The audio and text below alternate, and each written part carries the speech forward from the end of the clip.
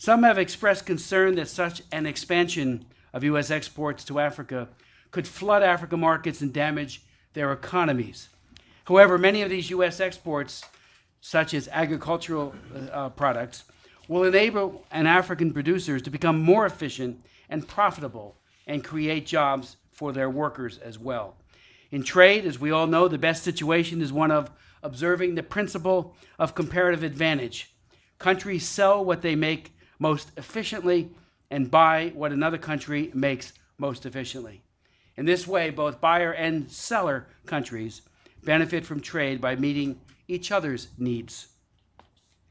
According to the U.S. International Trade Administration, the United States is the world's largest importer of sub-Saharan African goods, receiving 20% of the region's total global exports.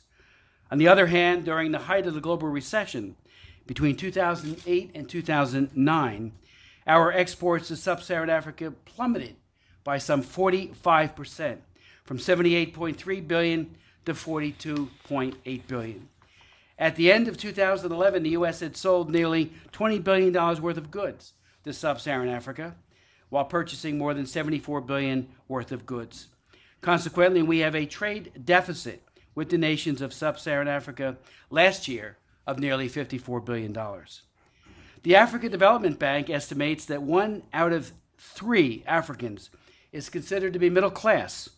That's 314 million Africans who have escaped poverty and can now buy consumer goods, including those from the U.S.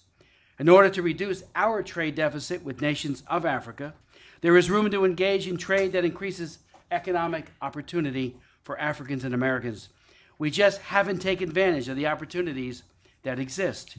The United States has, over the last decade, has taken many steps to enhance U.S. Africa trade. Africa governments have taken steps to encourage transatlantic trade as well. Still, both sides can and must do much better. More exports help the economy grow because they typically boost factory production, which can fuel more hiring and lead to greater consumer spending. Fewer imports subtract less from growth, largely because consumers are spending less on overseas goods and services.